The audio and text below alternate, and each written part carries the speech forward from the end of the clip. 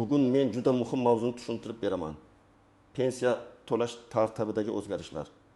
Bu masala faqat hozir pensiya olayotgan otaxon va onaxonlarga emas, ertaga pensiyaga chiqadigan har bir fuqaro, ya'ni ishchi, tadbirkor, fermer, byudjet xodimi, chet elda ishlab qaytgan insonlar va hatto farzandlari nomidan ota-onasining pensiyasini rasmiylashtirmoqchi bo'lgan oilalarga ham bevosita tegishli.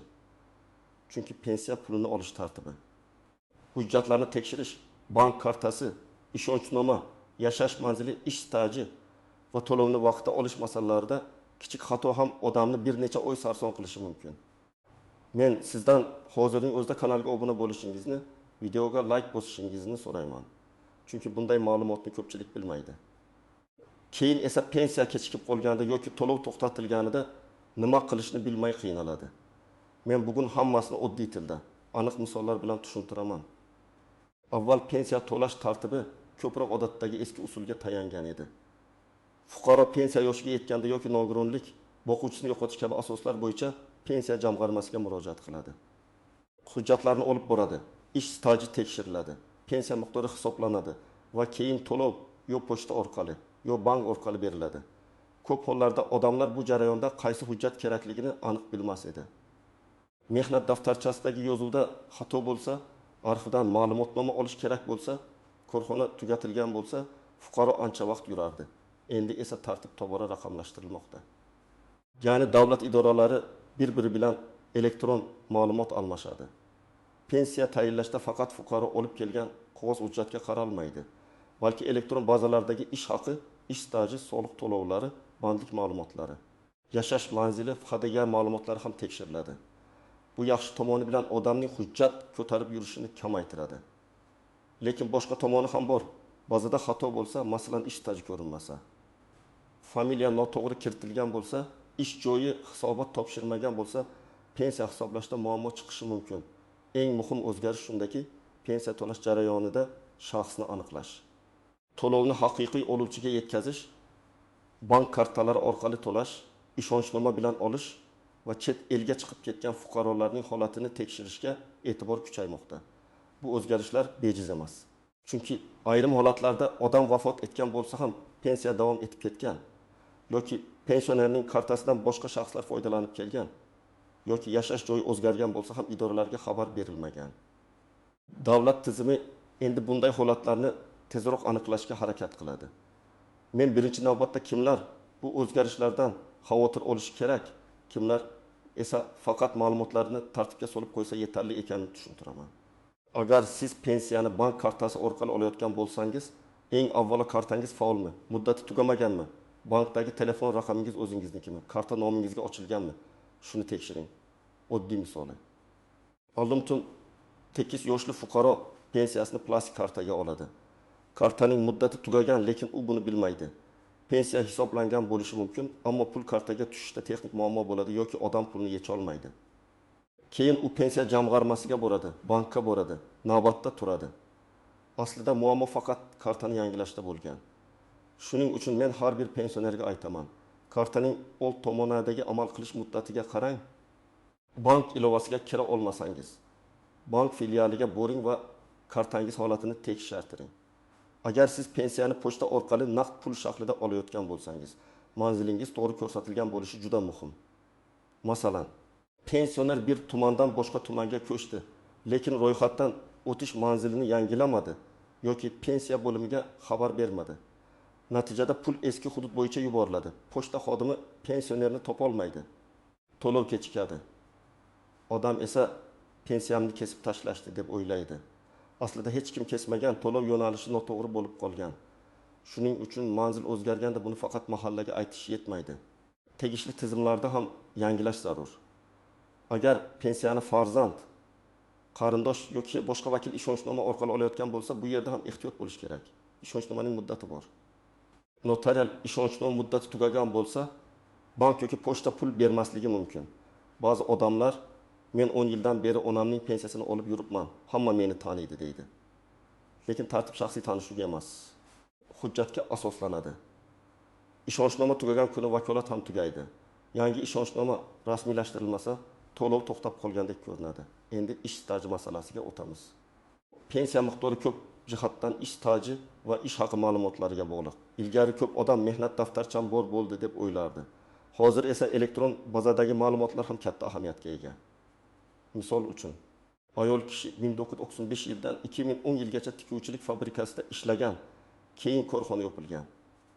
Mehnat daftarchasida yozuv bor, lekin korxona arxivi topilmayapti, ish haqi ma'lumotlari bazada yo'q.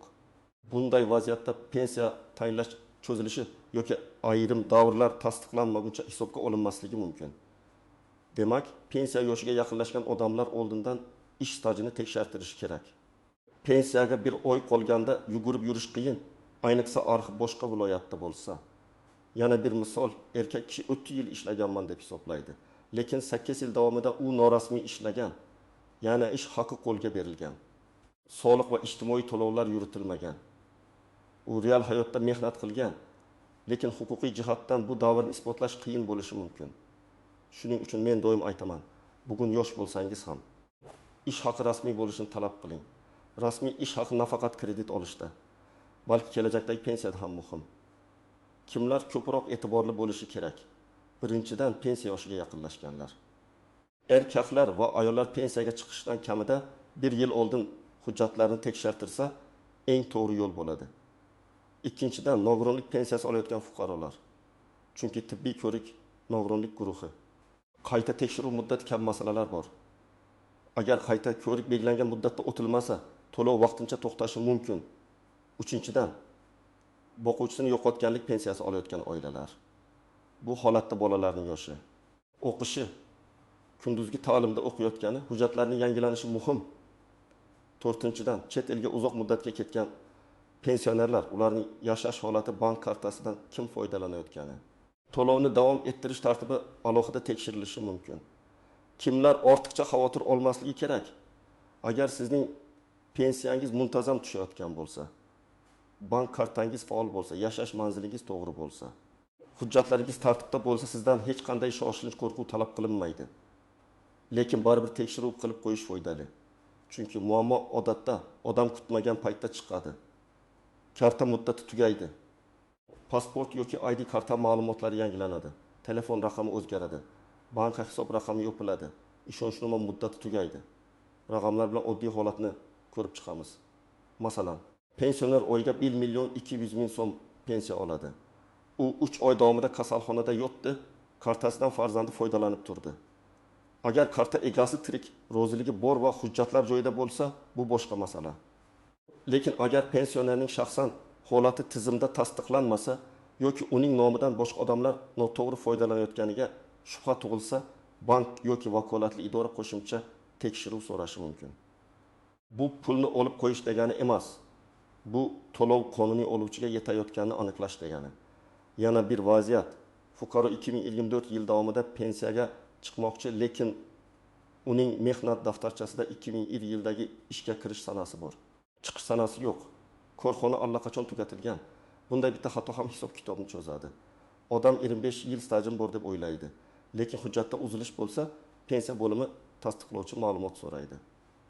Natijada arxivga so'rov yuboriladi. Javob keladi, ba'zan topilmaydi. Shu sababli men pensiyaga chiqishga tayyorgarlikni oldindan boshlashni qat'iy tavsiya qilaman. Birinchi nozik jihat. Pensiya tayinlash bilan pensiya to'lash bir xil narsa emas. Pensiya tayinlash degani sizga pensiya huquqi berildi va miqdor hisoblandi degani. Pensiya to'lash esa o'sha pulning sizga bank, pochta yoki boshqa belgilangan tartibda yetkazilishi degani.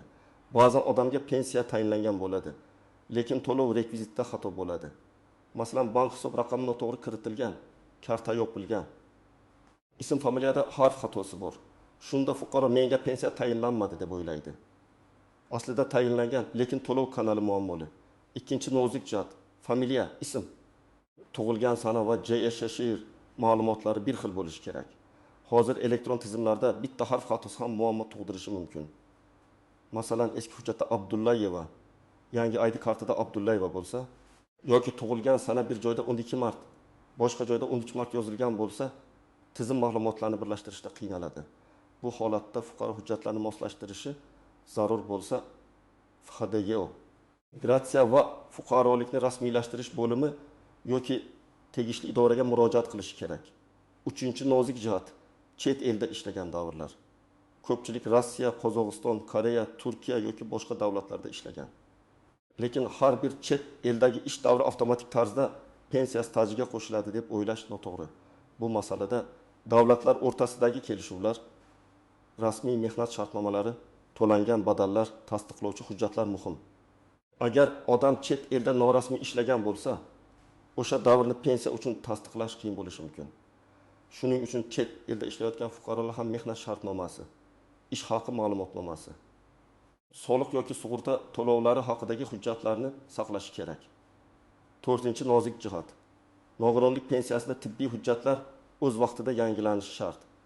Agar nogironlik muddatsiz belgilangan bo'lsa, boshqa masala.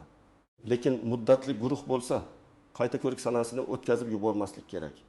Misol uchun, fuqaroning nogironlik guruhi 1 iyungacha amal qiladi. U esa ko'rikka 20 iyunda boradi.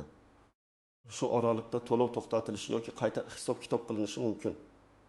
Bu odamni jazolash uchun emas, huquqiy asos muddati tugagani uchun bo'ladi. 5-chi nozik jihat. Boquvchisini yo'qotganlik pensiyasida farzandning ta'lim holati. Agar bola voyaga yetmagan bo'lsa, odatda hujjatlar bir tartibda yuradi. Lekin u o'g'il so'kish yoshdan keyin kunduzgi ta'limda o'qiyotgan bo'lsa, o'qish joyidan ma'lumotnoma kerak bo'lishi mumkin. Agar talaba sidqi ta'limga o'tsa, akademik ta'til olsa yoki o'qishdan chetlatilsa, pensiya huquqiga ta'sir qilishi mumkin. Oila buni vaqtida bildirmasa, keyin ortiqcha to'langan pulni qaytarish masalasi chiqishi ehtimoli bor. 6-chi nozik jihat, pensiya pulini boshqa odam ishlatishi.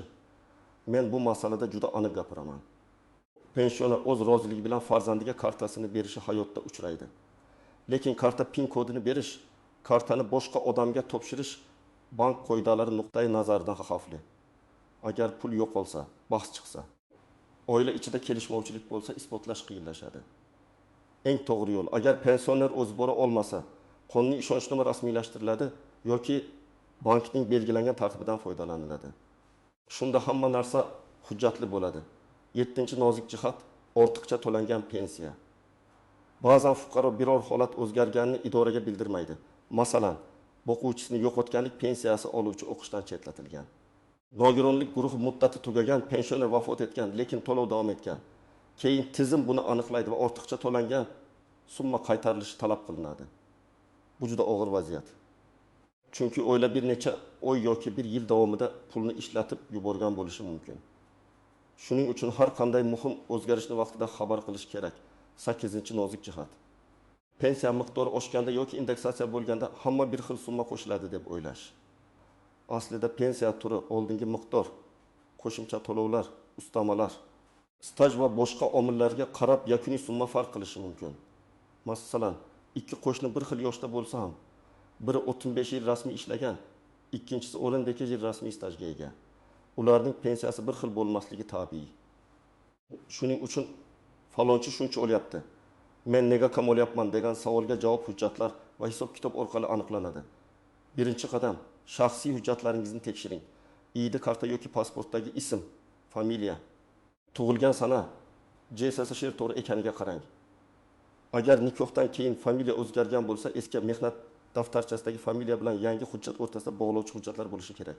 Masalan, nikoh guvohnomasi, familiya o'zgargani haqidagi hujjat, FHDYO ma'lumotnomasi. Bular oddiy qog'ozda ko'rinadi, lekin pensiya hisobida juda muhim. Ikkinchi qadam, ish stajingizni oldindan tekshirtiring. Pensiya yoshiga yaqinlashgan bo'lsangiz, tuman yoki shahar pensiya bo'limiga, davlat xizmatlari markaziga yoki mavjud elektron xizmatlar orqali murojaat qilib, stajingiz bo'yicha ma'lumotlarni ko'rib chiqing. Mehnat daftarchangizdagi yozuvlar aniqmi? Muhrlar o'qiladimi? Ishga kirish va ishdan bo'shash sanalari bormi? Korxona nomlari to'g'rimi? Shuni tekshiring. Agar biror davr bo'yicha shubha bo'lsa, arxiv ma'lumotnomasini oldindan olishga harakat qiling. 3-qadam. Bank ma'lumotlaringizni tartibga soling. Pensiya kartangiz o'z nomingizda bo'lsin.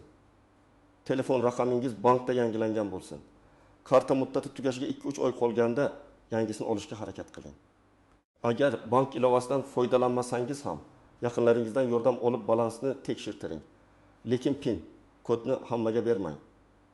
Agar pensioner yura olmasa, ishonchnoma yoki bankning masoviy xizmat ko'rsatish tartibini so'rang. 4-qadam. Yashash manzilingiz o'zgarsa, buni rasmiylashtiring. Bitta tumandan boshqasiga ko'chgan bo'lsangiz, ro'yxatdan o'tish masalasini hal qiling. Pensiya to'lovi eski manzilga bog'lanib qolmasligi kerak. Ayniqsa pochta orqali oladiganlar uchun bu juda muhim. Bank kartasida ham manzil o'zgarishi ba'zan aloqaga chiqish va xabarnoma olishda kerak bo'ladi. 5-qadam, ishonchnoma bilan bog'liq ishlarni kechiktirmang. Agar ota-onangizning pensiyasini siz olib berayotgan bo'lsangiz, ishonchnoma muddati qachon tugashini alohida yozib qo'ying. Telefoningiz kalendariga eslatma qo'ying. Muddati tugashidan oldin yangilang. Pensionerning o'zi notariusga bora olmasa, notarial xizmatni uyga chaqirish imkoniyatlari bor yo'qligini aniqlang. Bu ishlarni oxirgi kunga qoldirmang. 6-qadam. Nogironlik yoki boquvchisini yo'qotganlik pensiyasida muddatlarni kuzating. Tibbiy qayta ko'rik sanasi, o'qish joyida ma'lumotnoma muddati, bolaning yoshi. Ta'lim, shaxli kabi narsalar o'zgarishi bilan tegishli idoraga xabar bering. O'zi bilib oladi deb kutmang. Davlat tizimi keyin bilib olishi mumkin, lekin ungacha ortiqcha to'lov yoki to'xtatish muammosi paydo bo'ladi. 7-qadam. Murojaat qilganda og'za gap bilan cheklanib qolmang. Agar pensiya kechiksa, miqdor noto'g'ri ko'rinsa yoki to'lov to'xtatilsa, pensiya bo'limiga yozma ariza bilan murojaat qiling. Arizada ism, familiyangiz, JJ Shir, yashash manzilingiz, telefon raqamingiz, masalaning mazmuni aniq yozilsin. Pensiyam nima sababdan tushmayapti, to'lov holati va to'xtatilgan bo'lsa asosini yozma ravishda ma'lum qilishingizni so'rayman deb yozish mumkin. Arizani qabul qilinganini tasdiqlovchi belgi yoki ro'yxat raqamini oling. 8-qadam, hujjatlarni alohida papkada saqlang. Pensiyaga oid hujjatlar bir joyda bo'lsin. Pasport yoki ID nusxasi, mehnat daftarchasi nusxasi, arxiv ma'lumotnomalari, ish haqi ma'lumotlari, nikoh yoki familiya o'zgarish hujjatlari, nogironlik hujjatlari, o'qish ma'lumotnomalari, bank rekvizitlari, ishonchnoma nusxasi. Hujjat yo'qolsa tiklashga vaqt ketadi. Ayniqsa eski korxonaga oid hujjatlar keyinchalik topilmasligi mumkin. 9-qadam, pensiya miqdoridan shubhalansangiz, qayta hisob kitobini so'rang. Qaytasi bu janjal qilish degani emas. Siz fuqaro sifatida hisob qanday chiqqanini bilishga haqlisiz. Qaysi davr stajga kiritilgan, qaysi davr kiritilmagan, qanday ish haqi olingan, ustama bormi, yo'qmi, buni aniqlashtirish mumkin. Ba'zan xato hujjat yetishmasligidan kelib chiqadi. Ba'zan esa ma'lumotlar to'liq kiritilmagan bo'ladi. Aniqlashtirmasangiz, yillar davomida kamroq pensiya olib yurishingiz mumkin. 10-qadam. Qarindoshlaringizga ham tushuntiring. Ko'p pensionerlar elektron tizim, bank kartasi, SMS, ariza, JSHR kabi narsalarni yaxshi tushunmasligi mumkin. Farzandlar ota-onasiga yordam berishi kerak, lekin ularning pensiyasini nazoratsiz ishlatmasligi kerak. Eng to'g'ri yondashuv birga borish, hujjatlarni tekshirish, tushuntirish, kerakli joyda qonuniy vakillik qilish. Bugungi o'zgarishlarning asosiy mazmuni shuki, pensiya to'lash tartibi yanada aniqroq, nazoratliroq va raqamliroq bo'lib bormoqda. Bu halol pensioner uchun qo'rqinchli narsa emas. Aksincha, hujjatlar to'g'ri bo'lsa, to'lovni tezroq va tartibli olishga yordam beradi. Lekin hujjatda xato bo'lsa, bank kartasi eskirgan bo'lsa, ishonchnoma muddati tugagan bo'lsa, manzil noto'g'ri bo'lsa yoki staj tasdiqlanmagan bo'lsa, muammo chiqishi mumkin. Men sizga tavsiya qilaman. Bugunoq o'zingizning yoki ota-onangizning pensiya hujjatlarini tekshiring. Karta muddatini ko'ring, manzilni aniqlang, mehnat daftarchasini ko'zdan kechiring, ishonchnoma muddati bor yo'qligini tekshiring. Bir kunlik tekshiruv keyinchalik bir necha oylik sarsonlikning oldini oladi. Sizda pensiya to'lovi kechikkanmi? Karta, pochta, ishonchnoma yoki staj bo'yicha muammo bo'lganmi? Izohlarda albatta yozing. Boshqalar ham sizning tajribangizdan foyda oladi. Videoga like bosing, kanalga obuna bo'ling va bu ma'lumotni ota-onangiz, qarindoshlaringiz, qo'shnilaringizga yuboring. Chunki pensiya masalasida vaqtida bilgan odam yutadi. Bilmagan odam esa eshikma-eshik yurib qiynaladi.